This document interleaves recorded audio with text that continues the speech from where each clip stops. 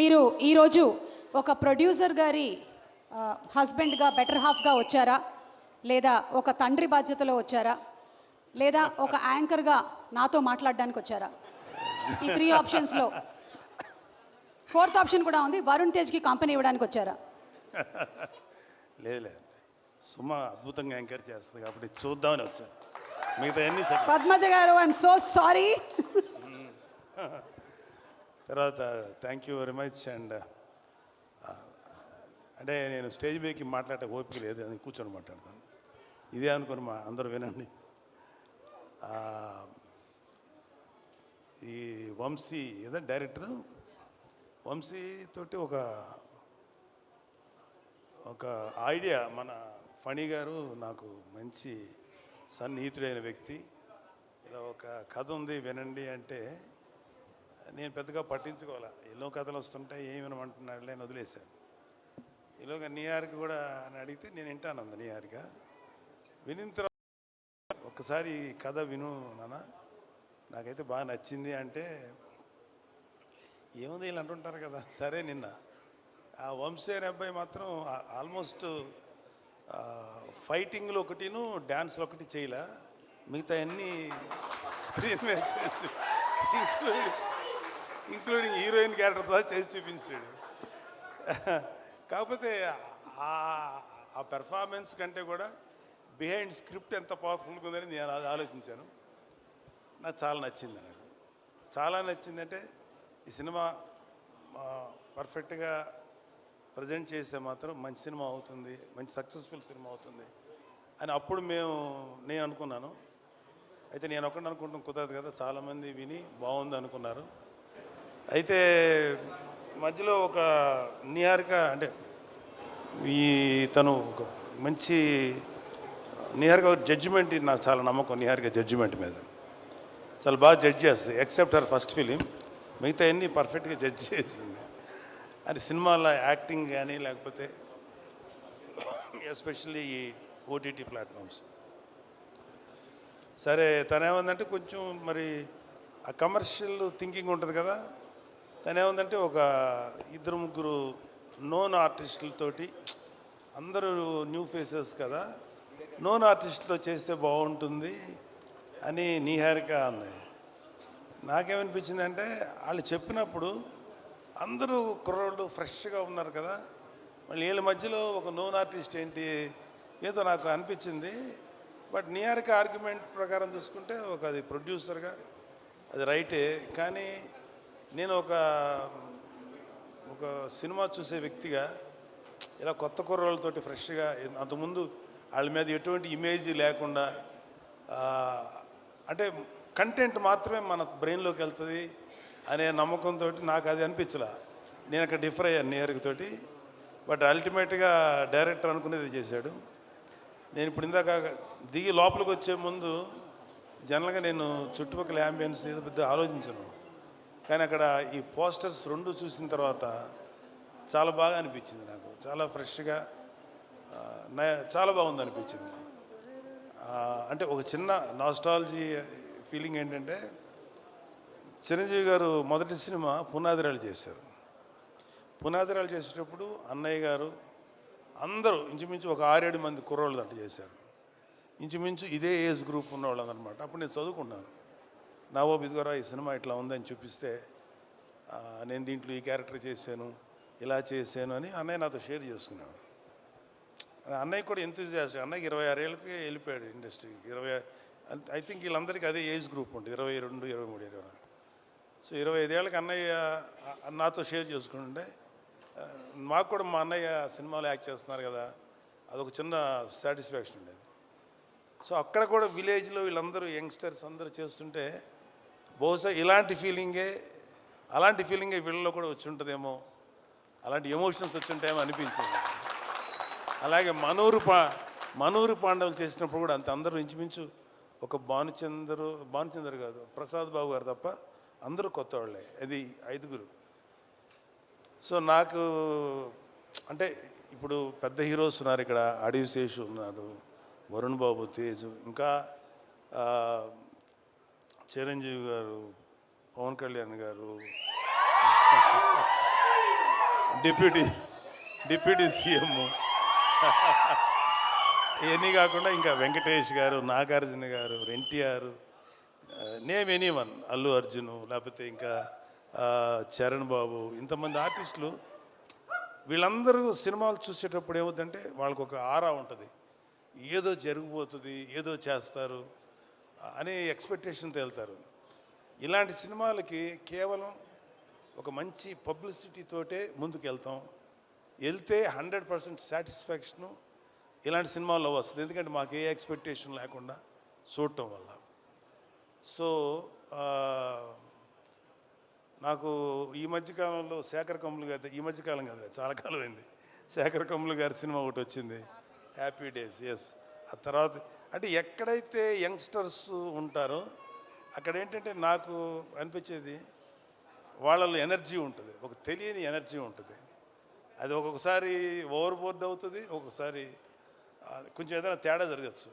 కానీ ఏది జరిగినా ఆ ఎనర్జీ తాలూకు ఇంపాక్ట్ మాత్రం ప్రతి ఒక్కళ్ళు ఫీల్ అవుతుంటారు. సో ఈ సినిమాకి చెప్పిన కథ, మన వంశీ చెప్పిన కథ మాత్రం నాకు చాలా నచ్చింది. సరే, ఇక్కడ ఆర్టిస్టులుగా చూసుకుంటే ఒక కురువృద్ధుడు సాయి కుమార్ తప్ప మిగతా అందరూ కొత్తగా ఉన్నారు.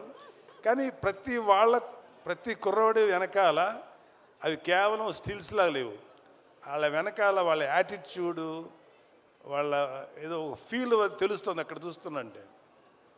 సో వీళ్ళల్లో ఆ కుర్రోడు అబ్బాయి పేరు ప్రసాద్ బెహ్రా, అబ్బాయిని కొంచెం టీవీలో చూసాం.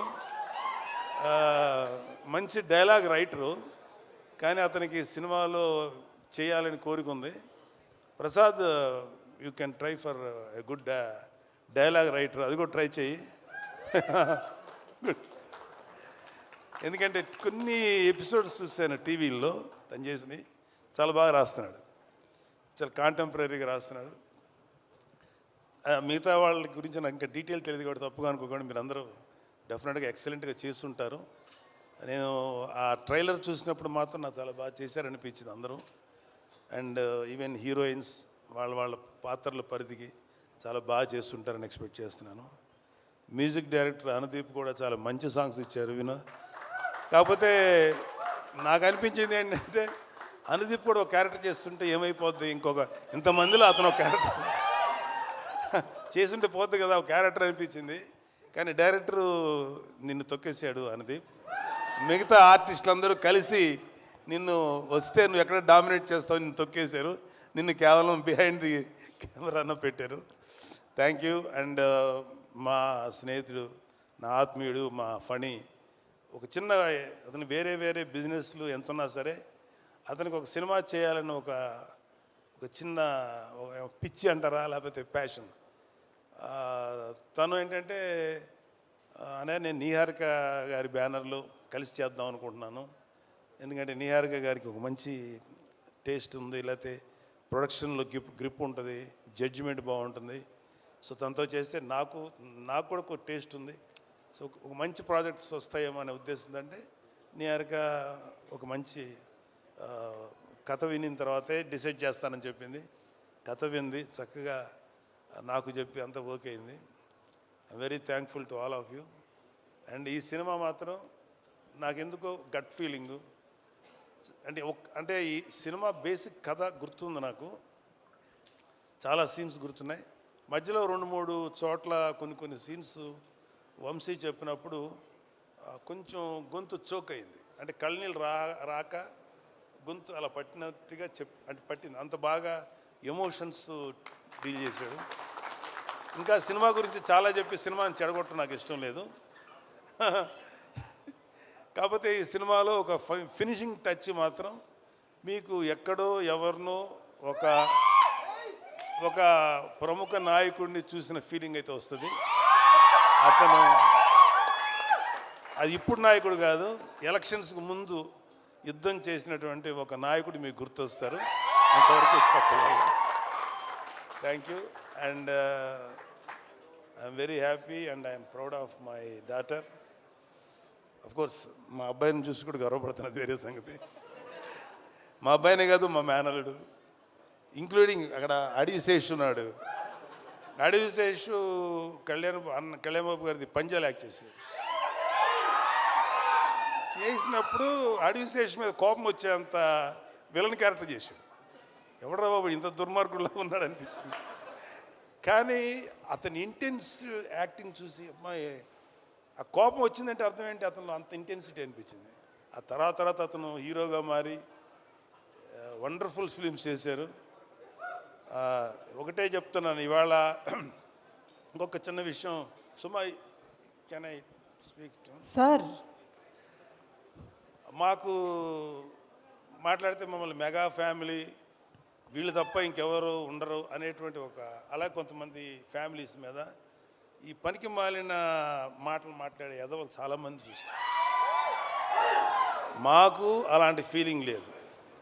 సినిమా ఇండస్ట్రీ మా అబ్బ సొత్తు కాదు, మా నాన్న సామ్రాజ్యం కాదు, మా తాత సామ్రాజ్యం కాదు.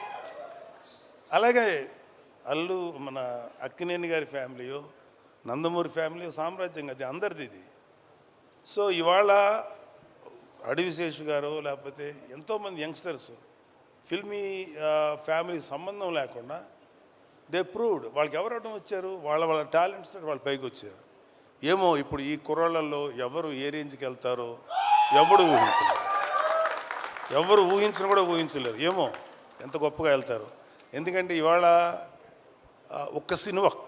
ఒక సినిమాలే కాదు, ఎన్నో ఓటీటీ ప్లాట్ఫామ్స్ ఉన్నాయి. వాటిలో దేంట్లో వచ్చినా అద్భుతమైన పేరు వస్తుంది. సో ప్రతి వాళ్ళు ఫస్ట్ ఏంటంటే ఒక మంచి కంటెంట్ ఉన్న సినిమాకి, కథ ఉన్న సినిమాకి ట్రై చేయండి. అంతేగాని ఒక గుద్దితే ఆడెక్కడికో వెళ్ళిపోయి కొట్టేసుకొని మాట్లాడితే హీరోయిన్ కనపడగానే గబగబా డ్యాన్స్ చేసి ఇలాంటి కథలకు మాత్రం మీ యంగ్స్టర్స్ ఎవరు అట్రాక్ట్ అవ్వకండి. కంటెంట్ ఏంటో చూడండి. ఆ విషయంలో నాకు శేషు నచ్చుతాడు అండ్ వరుణ్ బాబు నచ్చుతాడు. ఈ మధ్యన మా తేజు నచ్చుతున్నాడు. విరూపాక్ష చేశాడు కాబట్టి చెప్తున్నాడు. అంటే అంతకుముందు మా తేజు కొంచెం కమర్షియల్గా వెళ్ళాడు, తర్వాత విరూపాక్ష నుంచి తన ట్రెండ్ మార్చేసుకున్నాడు.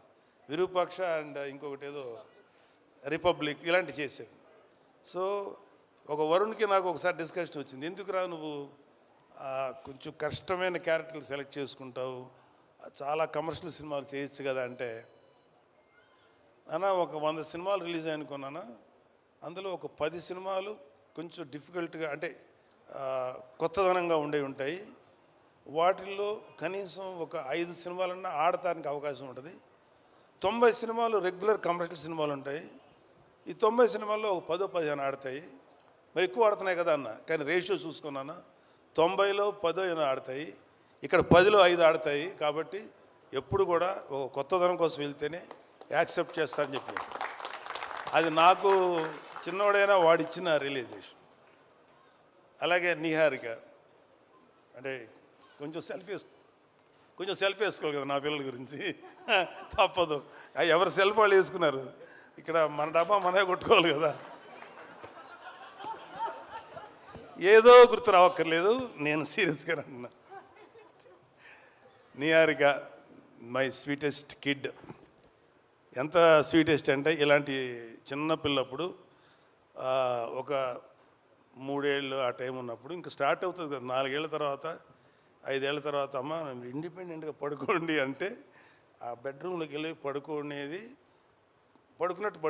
వాళ్ళమ్మ వంటింటికి వెళ్ళాక సైలెంట్గా వచ్చింది, నేను ఇక్కడే పడుకుంటాననేది. సరే అమ్మ, మరి మీ అమ్మ తన్నేసి బయటికి పంపుతుంది కదా, అమ్మ చూడకుండా దాచిపెట్టేది. అప్పుడు నా షర్ట్ తీస్తే షర్ట్ లోపల దాక్కునేది. అప్పుడు ఇంత ఉండేది కదా, ఇంతే ఉండేది. దాక్కొని పడుకొని పద్మ వచ్చేది, ఎక్కడుందని దాని తెలుసు, పడుకుంది. పద్మ లేదు, పద్మ ఇక్కడ అని చెప్పాడు. ఇలాగేదో. సో ఒకటే చెప్తున్నాను, ఇప్పుడు ఇందాక ఒక పాప ఎవరో ఎమోషనల్ అయ్యింది. ఇవాళ మన కళ్ళ ముందు ఆడపిల్లలు ఎంత గ్రోత్ చూపిస్తారు, ఎంత గొప్పగా ఎదుగుతారనేది మన సుమ. నాకు తెలిసినంత వరకు సుమ కామెడీగా మాట్లాడుతుంది, సరదాగా ఉంటుంది. కాబట్టి నేను ఎప్పుడు సుమాని కామెడీగా తీసుకోను. ఎందుకంటే నాకు తెలిసి ఈరోజు కాకపోయినా ఇంకొక 1 year తర్వాత 2 years తర్వాత అయినా డెఫినెట్గా సుమ ఒక legendary anchor, legendary host. Suma చాలా గ్లామరస్గా స్టైలిష్గా ఉండదు. సుమ ఎక్కువ ఏమన్నా, కానీ సుమ స్టేజ్ ఎక్కిందంటే దుమ్ము దులిపేస్తుంది. నేను చూసిన సుమ ఉందా పర్లేదు కొంచెంసేపు మనకి టైం పాస్ అవుతుంది అని, అలా ఉంది సుమ. జబర్దస్త్ వాళ్ళ అదృష్టం ఏంటంటే అప్పటికి జబర్దస్త్ వాళ్ళు రాకముందు సుమ ఇండస్ట్రీకి వచ్చింది. సుమ జబర్దస్త్కి రాకుండా చాలామందిని కాపాడింది. అంత గొప్ప అంటే ఆడవాళ్ళలో అంత కామెడీ ఉంటుంది అనేది నాకు ఊహ కూడా అందలేదు. సుమని చూసిన తర్వాత అమ్మ తక్కువ వాళ్ళు కాదురా బాబు. అలాగా ఆడపిల్లలందరూ కూడా జస్ట్ బ్రేక్ యువర్ చైన్స్. ఎవడు కూడా మిమ్మల్ని ఆపడానికి ట్రై చేస్తే మాత్రం మీరు ఆకండి. Prove yourself. The world is yours. ఈ ప్రపంచం మగవాళ్ళది ఒక్కడిదే కాదు, ఆడపిల్లలది కూడా, మీది కూడా. అలాగే ఆడపిల్లలు కూడా ఒకటి గుర్తుపెట్టుకోవాల్సింది ఏంటంటే లిమిటెడ్ థింకింగ్లో అమ్మో వాడికి వెళ్తే ఆయన ఏమంటారు లేదా సార్ ఎవడి కోసం ఎవడు భయపడక్కర్లా. ఇవాళ your all in safe hands. ఇవాళ అటు తెలంగాణలో కానీ ఆంధ్రాలో కానీ ఆడపిల్లలకి అద్భుతమైన సేఫ్టీ ఉంది. ఎవడైనా ఆడపిల్లల్ని కానీ ఏదైనా చేస్తే మా దృష్టి